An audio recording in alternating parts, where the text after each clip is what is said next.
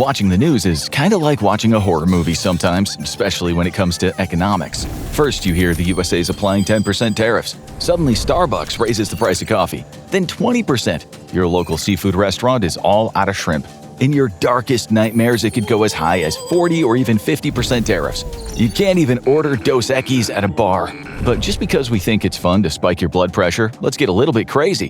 What if the US imposed 100% tariffs on the rest of the world? Would it usher in a new era of American independence and economic prosperity? Or would it send us all more in the direction of the Hunger Games or the Purge? On today's episode of the Infographic Show, we'll explore the America that 100% global tariffs would create and how that would affect you at home, at the grocery store, and in your wallet. Better watch closely and hope our predictions don't come true. Before you start firing off comments about fear-mongering, just know this isn't America's first rodeo when it comes to unleashing the economic nuclear option of 100% tariffs. In 1987, the US pushed the big red button for the first time against the Japanese auto market. A 100% tariff was put on $300 million of Japanese imports, with a particular focus on cars. This was a classic example of a retaliatory tariff. We'll get into that later, after the US wasn't happy with Japan's conduct in a 1986 semiconductor trade agreement. It happened again in 1993, not long after the EU formed. The EU put a tariff on bananas from Latin America to give banana businesses in Africa and the Caribbean a chance. This wasn't a popular decision in the US because most of the banana companies in Latin America were owned by American companies, thanks to some shady tactics from the CIA. The US claimed that the EU tariffs were against free market principles and took their grievances to the World Trade Organization. But just to emphasize the point, the US threw in another retaliatory tariff of 100% against a huge number of EU imports, from French Brie to Scottish Cashmere. In May 2024, as part of a large battery of tariffs, the US levied another one of those dreaded 100% tariffs against Chinese-manufactured electric vehicles. The hope was that it would bolster the US's own electric vehicle production. Then, in early December that same year, right after the US elections, the incoming administration didn't waste any time. It threatened 100% tariffs against the members of the BRICS nations: Brazil, Russia, India, China, South Africa, Iran, Egypt, the United Arab Emirates, and Ethiopia, if they tried to move the global currency away from the dollar.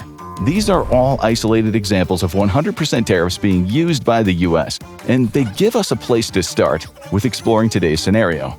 But you might need a little refresher. Most people won't actually stop to explain what tariffs are, or even the fact that there are two different types of them. This all really matters for you to understand what happens next. Tariffs are added costs that the government imposes on imports, goods brought in from other countries. These costs aren't paid by the other country. That's a common misconception. They're actually paid by the people or companies in the US that are arranging the imports. If Target is importing tomatoes from farmers in Mexico, and there are tariffs on Mexican goods, it'll be Target that's paying extra. Still with us? Good. The really important thing to know, especially when it comes to the percentages we're throwing around here, is that there are two types of tariffs: specific or fixed tariffs and ad valorem tariffs. Specific tariffs are a flat tax put on an import, which would be consistent regardless of the amount you're bringing in. Take those tomatoes from earlier. That tariff might be theoretically $1,000 per shipment on tomatoes. But much more important are the ad valorem tariffs. That's Latin for according to value. These charges are calculated as a percentage of the product's value. A 10% tax means every product's value would be divided by 10, and that result is added on top of the cost. Ad valorem tariffs can be applied to specific products, like cars or beer or agricultural products, or as a blanket tariff to all products coming in from an entire country. Under ad valorem tariffs, the more products you import, the more expensive they are, and the more you'll end up paying to bring them into the country. And under the dreaded 100% tariff, anyone importing goods would effectively, literally be paying double for the goods they import. And that's a pretty big incentive against doing it. The most obvious thing that tariffs into the US will affect is imported goods, whether they end up in your fridge, your cabinets, your computers, or in your garages. And seeing as food is the most essential product of all, let's start there. Ready to take a trip down to the grocery store? Nearly a fifth of all food consumed in the US comes from abroad, and that number is climbing. In the first 11 months of 2022, Americans spent almost 20% or more on imported food than the year before, racking up a total of $182 billion. Between 2007 and 2021, the share of imported produce surged from 50% to 60% for fruits and from 20% to 38% for vegetables, excluding potatoes, sweet potatoes, and mushrooms. Under complete global 100% tariffs, you are looking at two possible scenarios. Either grocery stores will pass along the doubling costs to you, making certain products prohibitively expensive, or they will drastically reduce imports or stop them entirely, meaning that certain goods will disappear from the shelves for vast portions of the year, just like the British experienced after the post-Brexit supply chain disruptions. And the UK is a nation with only 68 million people. Could an economically isolationist country with 346 million mouths to feed provide the supply to meet the demand? So let's get practical and find out, which products will you be feeling the squeeze on? Maybe you like to start your morning with a delicious and healthy source of around 80% of hack jokes about millennials, avocado toast. Now, there's a lot to love about avocados. They're healthy, tasty, and versatile, giving you everything from the aforementioned avo toast to the delicious guacamole in your favorite burrito. There's a good chance that some of you are getting hungry just listening to this. It's also something we rely heavily on our neighbors to the south to satisfy our Joneses for. The U.S. buys up 86% of the avocados Mexico exports. While you can grow avocados in some parts of the U.S., like California, it's not nearly as easy as it is down south. The U.S. imports from $2.1 to $3.6 billion worth of avocados every year, 16.7% of America's total imported fruits, which both fill a lot of toast slices and burrito wraps, and it is the largest proportion of imported fruit in the country. But would a tariff hike mean this creamy green gold vanishes from American shelves forever? Thankfully, no, but it would hit both price and availability hard. California avocados would be scarcer than their Mexican equivalents, leading to increased demand and, by the laws of trade, increased price. You'd also need to go without your delicious avocado fix being satisfied during the winter months. In the U.S., avocado season is from February to September, and a ripe avocado will spoil in generally less than a week. Under 100% import tariffs, you would have to tolerate dry burritos and plain toast from October till the end of January every year. In Mexico, avocado season is all year round, so your craving can be forever satisfied by the ones that Mexico exports up north. And avocados are just a small slice of a bigger picture when it comes to fruit and vegetable imports. The globalization of trade, the very system the U.S. would be pulling back from with 100% tariffs, is the reason why you can enjoy fresh produce year-round instead of being limited to the short U.S. growing season. But avocados are really just the tip of the iceberg for how Americans' access to food would suddenly become extremely limited, especially during the winter months. According to some sources, America imports $2.6 billion of bananas each year, mostly from South America. Grapes come up just behind at $2.4 billion, which it goes without saying will also affect wine production for all our aspiring sommeliers out there. The same goes for cranberries, bilberries, raspberries, blackberries, and mulberries, each of which is imported at around $1.9 billion annually. We're cumulatively also looking at several billion more from lemons, limes, pineapples, mangoes, mandarins, tangerines, melons, and frozen strawberries. Without all those, it goes without saying, your kitchen fruit bowl is looking a lot less stocked. You're probably going to be running low on a whole host of essential vitamins, especially in the winter months when you need them the most. But hey, at least the U.S. doesn't rely a great deal on foreign imports for their vegetables too, right? Right? Okay, you probably already figured out where that was going. Vegetables are another thing the U.S. desperately needs supplies from both Canada and Mexico to meet the national demand.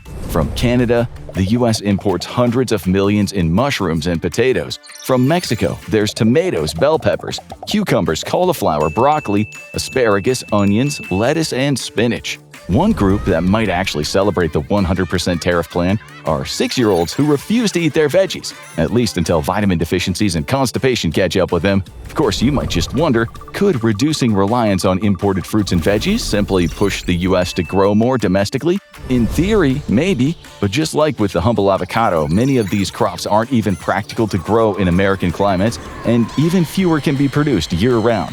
And this would all be bad enough if the U.S. was just levying tariffs against Mexico, Canada, and China, which accounted for around 45% of the United States' food imports in 2022. But economically, shutting out imports from the entire world would be utterly devastating. Already, 28% of American adults say that they have difficulty buying food, and 13.5% of households claim to have difficulty getting access to food. And with a food price hike and product shortages, this would only get much worse. We're sorry to tell you, it's also much bigger than just fruits and vegetables. All agricultural imports have been on the rise in the U.S., with the growth of agricultural imports slowly outpacing the growth of agricultural exports, despite the latter historically being larger than the former. The USDA Economic Research Service had forecasted that in 2025, the U.S. will be operating on a $42 billion agricultural trade deficit. Don't worry, we'll explain more about deficits later. But suffice to say, the projected agricultural trade deficit for this year is the largest in the U.S. in the last 3 decades. And the bigger the deficit, the more infrastructure that'll collapse in light of a sudden 100% universal tariff. While fruit, vegetables, and nuts imports are pretty dire, if you're a seafood fan, well, it's gonna get even worse for you. In the last few years, 70 to 85% of seafood consumed in the U.S. came from international sources. In 2020, the U.S. had a $17 billion trade deficit when it came to seafood. Almost $2 billion of that was frozen shellfish from countries like India. So scaring off those imports would lead to a sudden seafood shortage in the States. We can expect riots in Boston after that if people can't get their hands on a lobster roll all year round. Speaking of that lobster roll, you won't be happy to hear that the U.S. annually imports more than $10 billion of breads and pastries, mostly from Canada. So the roll your imaginary lobster is nestled in is actually in trouble too. Fresh beef supplies are also supplemented by Canada, with frozen beef supplemented by Australia. If all of this economic doomsaying is making you thirsty, you might find yourself wondering, what about beverages? If you're sober and you just prefer water or soda, you'll be fine. But if you like your drinks a little stronger, it might unnerve you to know that the U.S. imports around $6 billion of beer. That's in addition to the $5 billion of liquor and cordial, and over $2 billion of flavored water, all mostly from Mexico. Billions of dollars in wine, sparkling or otherwise, as well as brandy and vodka come largely from European nations like France. And what about America's favorite drink of all? Coffee. The only places in the U.S. where it can be commercially cultivated are in California, Hawaii, and Puerto Rico. To keep up with the demands of a coffee-addicted populace, the U.S. imported almost $1.5 billion of coffee in 2023 alone, mostly from Brazil. We don't know about you, but the idea of even a week of a coffee-free U.S. is kinda terrifying. How would people survive? And then there's fuel costs. A lot of anxiety in the world right now comes to the prices you have to face at the pump. But in a 100% tariff world, it gets so much worse. In 2023, the United States imported 8.5 million barrels of petroleum. And no, we don't mean annually. That's how much was imported per day that year. Petroleum is one of the pleasant things that the U.S. has a trade surplus of, but regular consumers and larger infrastructure would be utterly kneecapped by the loss of these imports. What about other commodities and industrial goods? The U.S. heavily relies on imports here too. As of 2019, we were looking at $54.6 billion in organic chemicals and $60.8 billion in gems and precious metals. There was also $61.9 billion in plastics, $72.1 billion in furniture, lighting, and signs, $93.4 billion in medical equipment and supplies, and $116.3 billion in pharmaceuticals. That's before we mentioned the $306.7 billion in vehicles and automobiles, $367.1 billion in electrical machinery, and $386.7 billion in overall machinery, including computers and hardware. All of this incorporated together, the U.S. has a $600 billion trade deficit. Now, just imagine the hole it would leave for all of those carefully balanced trade relationships to collapse under the sheer weight of a sudden 100% tariff. It's a little concerning, to say the least. Okay, let's take a little break from the chaotic post-ultra tariffs America that this direction would create. Don't worry, we'll go back there soon. Let's explore why exactly a government like the U.S. applies tariffs in the first place. One of the big reasons is, of course, retaliation. If you don't want to go as far as sanctioning a country, whether they're an ally or an enemy, putting tariffs on their goods is one way to punish another nation. That's exactly what we saw with the tariffs on Japanese imports in the late 80s and the tariffs on EU imports in the early 90s. But this is a double-edged sword. There is no certainty that people on the receiving end of tariffs won't just levy tariffs back at you, which can potentially start an escalating trade war.